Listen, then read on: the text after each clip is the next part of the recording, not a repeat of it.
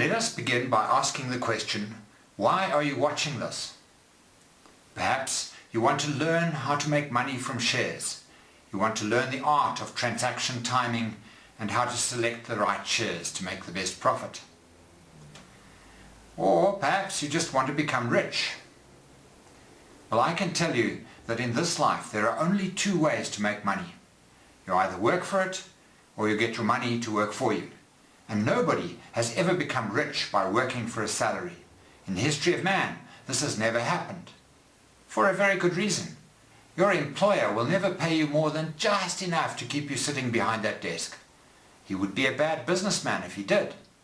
So your salary will never do more than just keep up with your immediate needs and wants.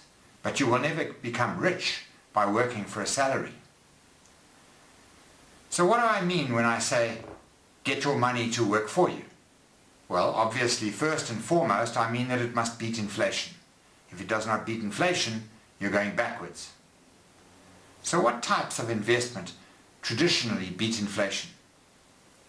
For the man in the street, for the ordinary person, there are really two types of investments which consistently beat inflation. And they are property and shares on the Johannesburg Stock Exchange. So I want to spend a little time comparing these two investments. Now I have a number of problems with property. My first problem is that you need great lump sums of capital to invest in the property market.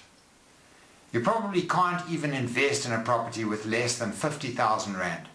And even then, you will be borrowing most of the money that you invest from the bank. In the share market, you can start with as little as 5,000 Rand. So there's a big difference in terms of the amount of money you need to start. My second problem is the dealing costs. To buy into a property and then sell out again, what are we talking here?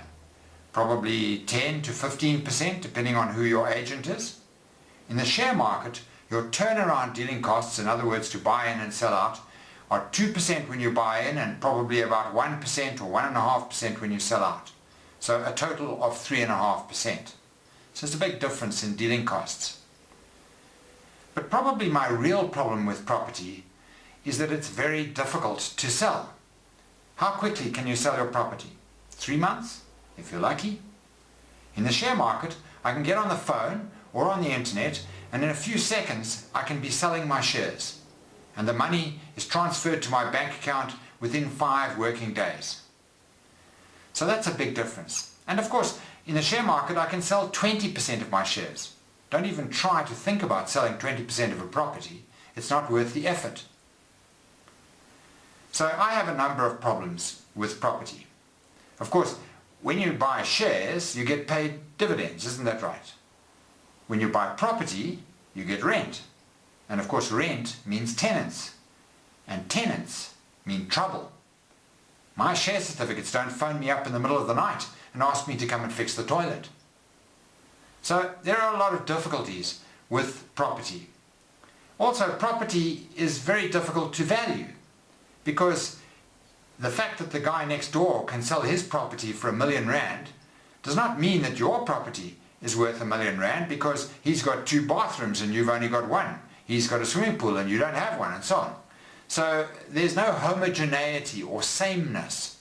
But every Anglo-American share is exactly the same as every other Anglo-American share, which means that if Anglo shares are trading in the market today for 250 Rand a share, I can probably get 250 Rand or somewhere close to that for my Anglo-American shares.